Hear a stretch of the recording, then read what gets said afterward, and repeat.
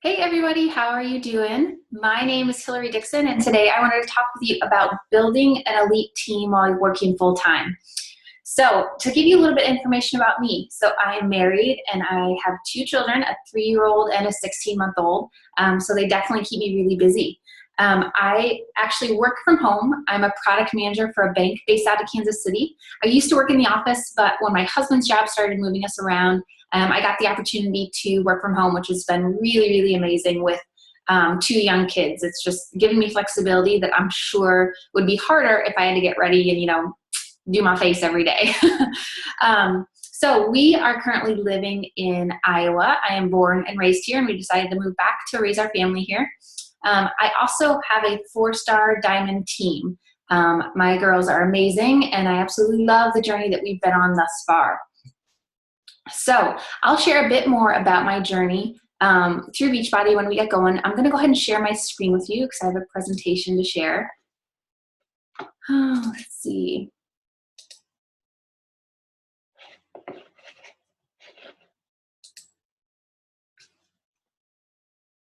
All right, let's get it up and going. So the first thing I need to tell you is that if you are a warm and fuzzy person, that is not me. I am not somebody here to come give you a hug. I am a straight shooter. So the first thing I want you to know is that when you work full time and you have this side hustle, side business, you have to lose the excuses. Like right now, if there are any excuses in your mind, you need to ditch them and not look back. It's so easy to get caught up with but I'm busy. Here's the thing, everybody is busy. Do you guys remember when you were in college and you thought you were so busy you could never possibly do anything more? And then you got married and you thought you were busy because you're working full time, you have a house to maintain, and then you have kids and you're like, oh, no kids, that was so easy. I am really busy now. And then you have 2, 3, etc. Things always feel busy. Everybody always has their own type of busy. So you'd need to just lose that excuse. You can't use it as a crutch anymore. And here's the other thing. So how many times have you told your challengers or thought to yourself after hearing them give their excuses when they say, well, I don't have time, and you just say you're going to have to make time if this is important to you? Or when they say that they're sad or disappointed in their results and you ask them, okay, well, did you do your workouts every day? How was your nutrition? And they say, I managed to work out about 4 days a week and I ate pretty good, except on the weekends. The weekends are really hard, And you're like, you need to know that cheating and skipping on the weekends is missing out on 3 of 7 days in your fitness journey, right? So why, when you can acknowledge those things and talk to your challengers about it, that you understand it. But when it comes to coaching, you aren't listening to yourself. You aren't listening that you're going to have to make time, that putting in half the effort will only get you half the results. Skipping on the weekends is going to give you the same half results as well. So take a second and listen to yourself, because you have a lot of, a lot of good tips for your challengers that can be applied to your business. So the next thing I wanted to make sure we talk about is that, as I get talking and I show you an example of how I make this business work with my job, here's the thing. It's not going to work for you. My schedule is going to look a little bit different. Maybe your hours are different, your shift work, or you work at nights. I am a very 9-to-5 job, and I have some added flexibility since I work from home. So remember that this is your journey, and you need to embrace that fact to avoid burnout instead of trying to compare yourself against somebody else and trying to keep up with them or follow whatever they're doing. Embrace your journey. Something that you need to remember is that this is your race to run. So it's okay to decide that with what you have going on in your life, and they're not excuses, it's just facts, that you might not want to be the pace setter. You might not want to work towards being the top coach in the company, because for you, with where you're at in your life, that is not a feasible thing. Or maybe it is. So you need to decide if you're going to be the pace setter, if you're going to be the middle of the pack, or shoot, maybe you're okay with being at like the 3/4 or backside of the pack, right? Also, I want you to think about what other events you have that you're participating in that should affect your pace. So the Summer Olympics just wrapped up a while ago, and it absolutely spoke to me about coaching. And yes, the picture behind is a track, but I felt it was prettier than a swimming pool. But it was when I was watching the Olympic swimmers, and this one commentator specifically. So they were following a swimmer that was going through qualifications for the final swim. And they said, okay, so-and-so, just has to place in the top 5 to be able to move on to the finals. And this person was the top swimmer, expected to win, but he placed like 4th or 5th because he knew that all he had to do to get to the next round was place in the top 5. And he also knew that he had another qualifying event the next day, and he didn't want to burn out. He wanted to be able to qualify in both events. And instead, if he had pushed super hard to get that first place spot in the qualifying round in the first race, he might have wasted all of his energy and not been able to qualify in the next. So it's important to know there's a difference between excuses and knowing about things that are going on in your life that really are going to impact the pace that you're going to take your business at. So be able to distinguish and call yourself out if you are, letting real life events become excuses, or if these things truly are something that's going to have to slow your pace down. So here's the thing about me, is that I know the pace that I can take to maintain a steady growth in my business. And I know when there's times for sprinting. So when you're running push groups for your team, or I'm trying to hit a qualification, in one of the quarters, there's times for sprinting. But you better believe that those paces aren't repeatable forever. So you need to know there's times for sprinting, times for maintaining, times for walking. And seriously, guys, there's even times for knowing when a break is the best progress you could make. I hit a point in my business last May where emotionally and mentally, I could not take the pace that I was going in my business and trying to grow my team and develop them. And I needed to hit the pause button. I literally knew that I needed to take a couple days off so that I could come back to my business with a fresh mind and decide what my new approach would be. So know that, it's okay to bench yourself. But here's the thing. You also need to acknowledge with that you guys know that this business is totally based on your consistency. So if you take a full week off this month, you better believe you're going to be feeling the implications of that for months to come. So what I would suggest is if you feel like you're at this breaking point emotionally or mentally, that you take a few days off, or if you need to take a week off, that you're still posting so that your audience doesn't see that you have taken a break from your business, because that'll help. Sure, you've missed a week of messaging, and that could impact you down the line, but you're still doing a little bit to make sure that your audience doesn't know you took a break. So, and lastly, I put this quote on the bottom because it spoke to me. It says, anxiety happens when you think you have to figure out everything at once. Breathe, you guys. You're strong. You've got this. Take it day by day. It's just like I tell my challengers. Take this meal by meal, day by day, and before you know it, you're going to be through the first month of your transformation journey. And the same is true as coaching. Take it one step at a time. We have cleaning, we have dishes, we have kids, we have daycare runs, we have school activities, we have work, we have coaching. There's so many things that feels like you can't juggle all the balls. But here's what I do. Set aside a couple of balls, juggle 3, set those aside, and move on. You don't have to do everything perfect at once. So I know you guys aren't here just for some pie in the sky, and so I wanted to tell you a bit about my journey and some tactics that have really worked for me. So we were just talking about style. So knowing if you want to be the pace setter, or you'll be the anchor, or where you're going to be in your journey. So my style is totally slow and steady wins the race, with some definite run for your life sprints. Like I mentioned, there's times where I just sprint super hard to help my team grow their businesses. And then I go back to my slow and steady. So I want to show you guys this. I mentioned that I'm 4-star, but I started off, took me 4 months to get to Emerald, 9 months to Diamond. And then I quickly went 1-star because one of my coaches advanced right along with me with Diamond. And then look at this 9-month gap from 1-star to 2-star.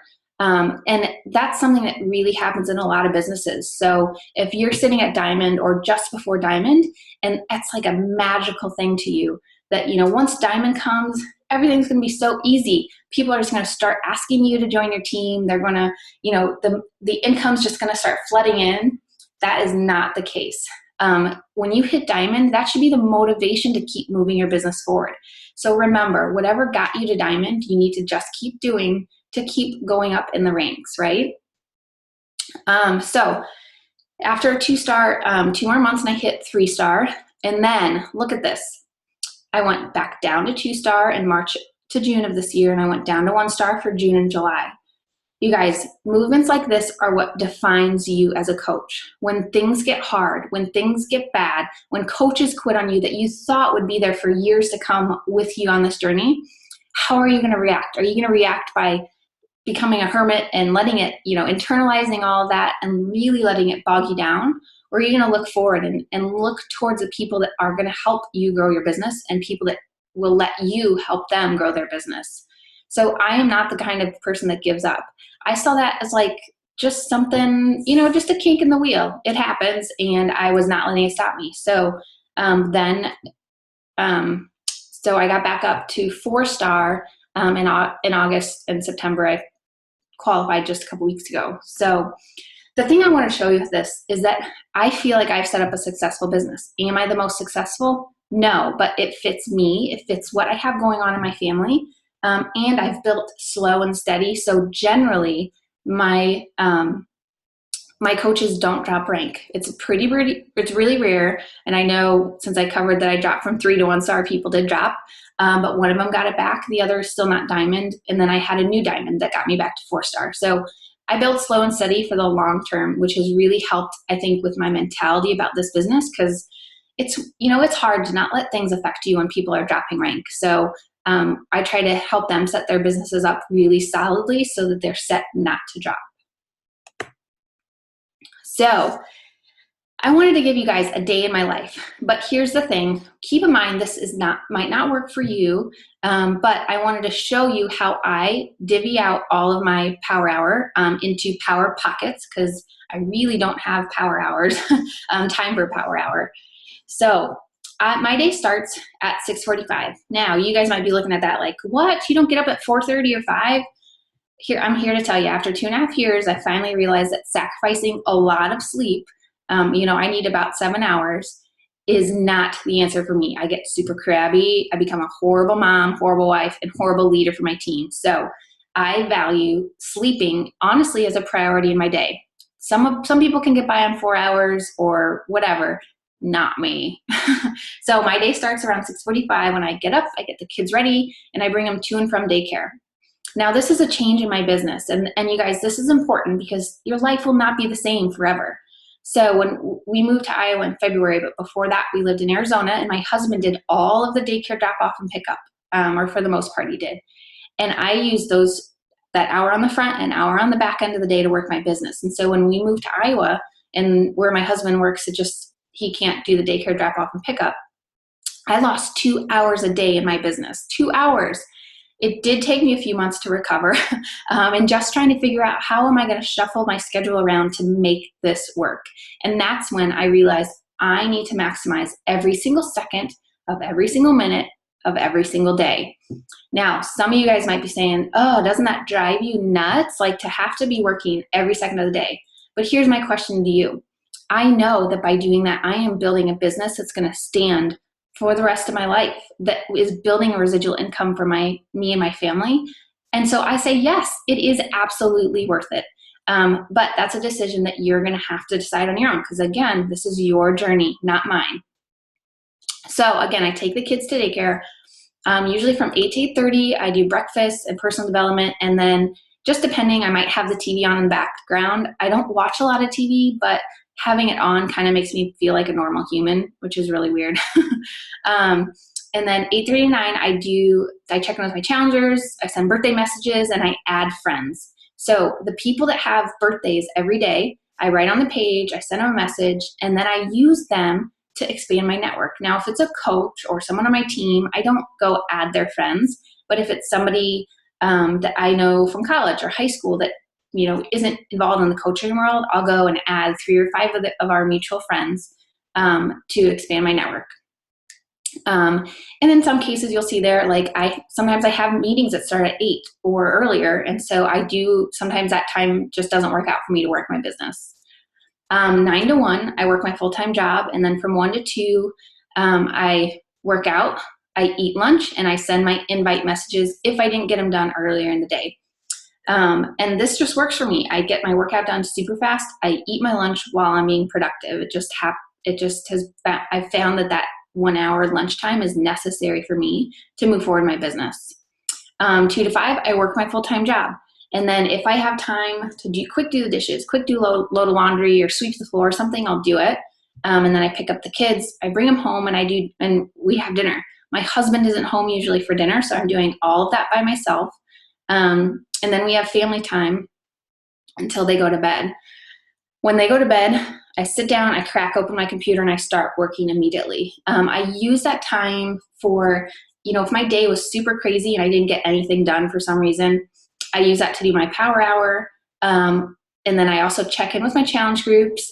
Sometimes I have team calls, one-on-one calls, new coach calls, or I use it for special projects. So if I'm running ads for my Facebook page, if I meant to get a blog post up or organize a list or something, just special projects.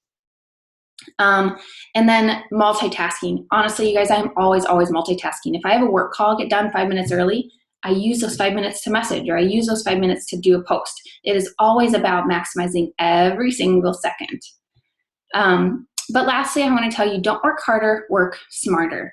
So something that most people will not tell you, because it takes a certain person to receive this message well. But when I had a mini mental breakdown, honestly, in May, I decided that it was best for me in my business that I worked I worked smarter, not harder. And so for me, I usually work Monday through Thursday during the day and at night. Friday, Saturday, Sunday, I take off from this business. And when I say off, I mean I'm still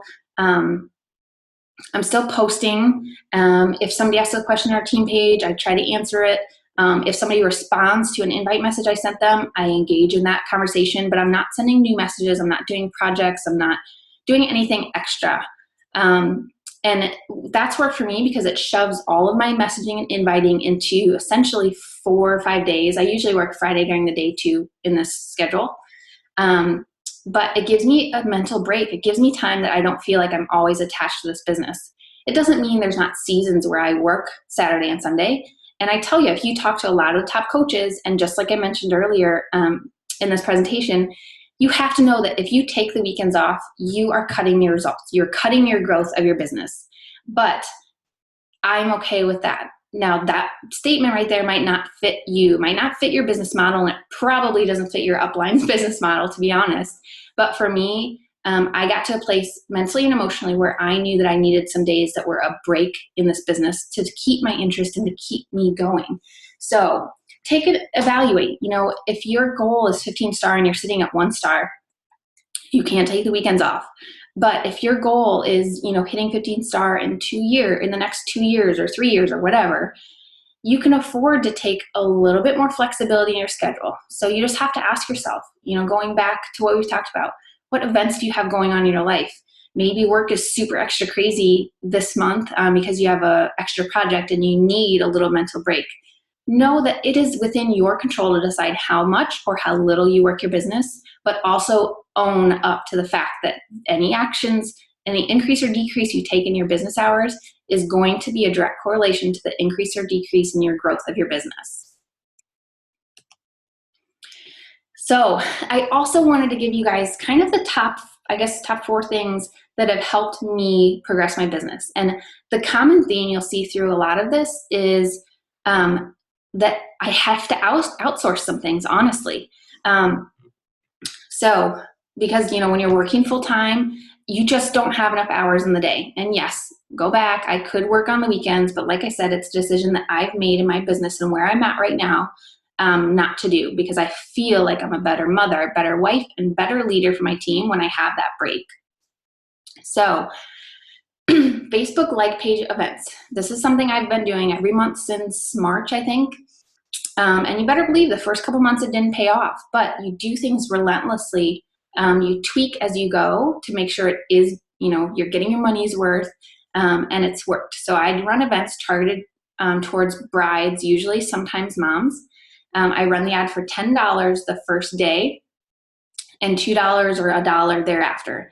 And the reason I do that is because it generates a lot of interest right away. So then when people down the road come and see your event, they already see a lot of the comments and interaction, and they're like, oh, this thing is something that others are interested in. I should be interested in it too. It's funny how those mind games work. Next, Facebook like page. Invest in a training for advertising on Facebook or advertising on Instagram or advertising on Pinterest, whatever your thing is. Invest in training for it. If you're working full time and then you're spending 3 hours on your like page at night, or building your Instagram following or whatever, you want to make sure that you're doing it in a way that's going to pay off. You don't want to just blindly be working to build a platform doing something that you think is going to work, right? You want to have training for proven tactics that work. Also, and this isn't anything new, you guys, so I know this isn't revolutionary, but sometimes it's so easy when you work on pushing your business, you lose a little sight of why you started. So never forget that you are here to run Rockstar Challenge groups. You're here. People have instilled their trust and belief in you to help them on this journey, so don't fail them. Show up every day and support them. And also encourage them to support each other. From the beginning, our posting template for our groups encourages them to support each other, and because it gets them into that coaching mindset. And then what I do is I invite my Rockstar Challengers from the beginning into coaching. So we go through preseason. I don't send invites that week because you're not really doing a lot. Week 1, the challengers that are showing up every day, commenting on other people's posts, commenting on the pin post every day, they are the ones that I reach out to and I just say, super simple, no word vomit. Hey girl, I wanted to say thank you so much for showing up in our group and really supporting the other challengers. You are such an inspiration. Period, send. Nothing complex, nothing about coaching. You're just putting that in their mind that they are doing a great job at supporting others. Week 2, if they're still continuing, or I guess, week 2 of workouts, week 3 of the group, if they are still being awesome, then I send a message, something like, hey girl, I just wanted to tell you again, I am so inspired by how you are showing up every single day. And even the other challengers are noticing because you're supporting them and inspiring them. Have you ever thought about hearing what it is I do as a coach? And I tell you, 9 out of 10 challengers respond with either, yes, I haven't been thinking about that, or no, I haven't thought about it, but thank you so much. That really means a lot to me that you thought of me. I'd love to hear more. They are flattered that you have pointed them out as a leader in the page.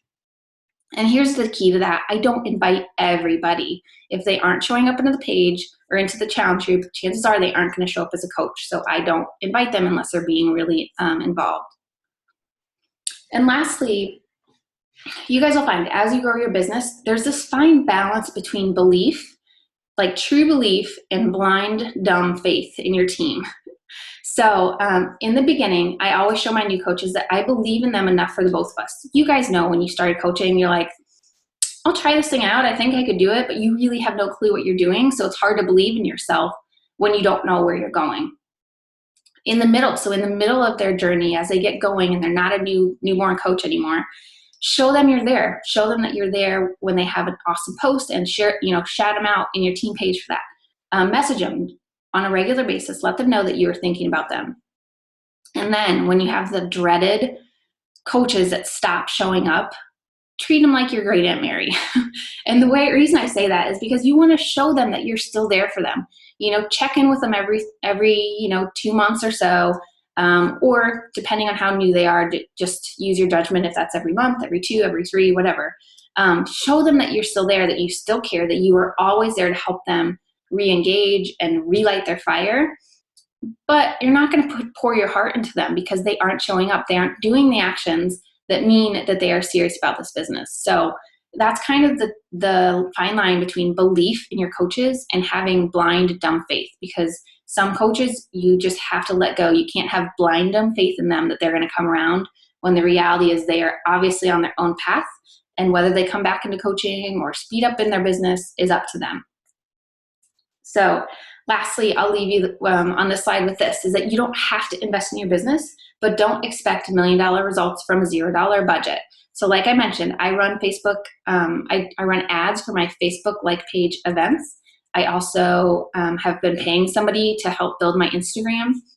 Do I recommend it for anybody? No. You need to know what your budget is as a family, what your budget is for your business, depending on what your income is, all of that. But for me to multitask between working full time, having 2 young kids, we're building a house, there's so many other things, I needed to outsource some things. And that is running ads to help build my following and engagement on my like page and help get somebody to build my Instagram. So lastly, this diamond and beyond, kind of no man's land. I feel like that's a point where people either keep climbing the mountain to get to the top, or they absolutely fall off the cliff. Because like I was mentioning, diamond is like, this like starry star, this shining star in the sky.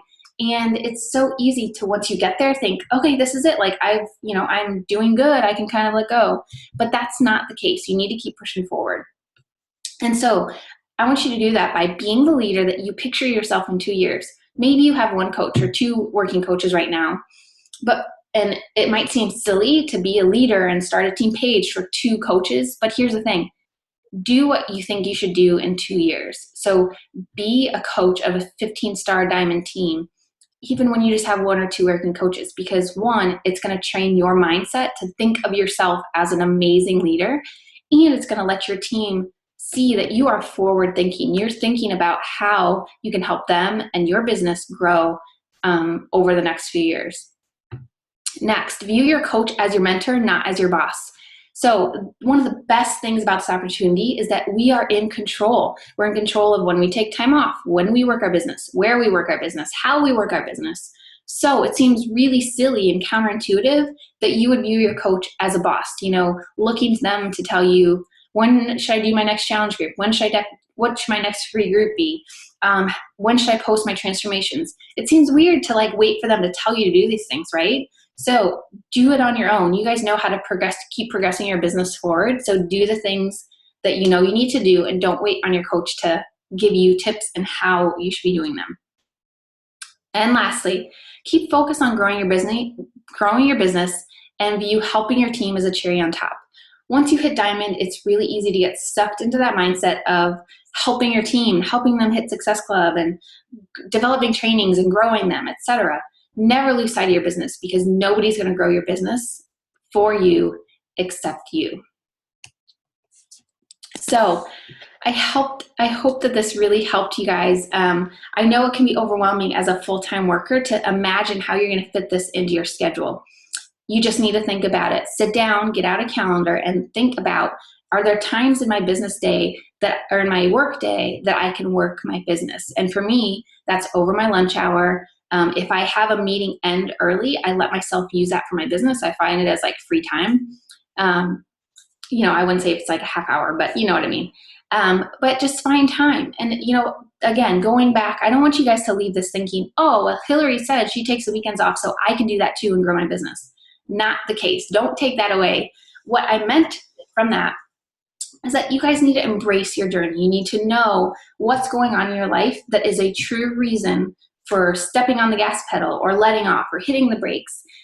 You know your life best. You know your family and your kids and whatever you have going on, and where you are mentally and where you want to be in this business. And you need to take all of that and just decide how much effort and time you need to put in your business to get you to the goals that you set for yourself.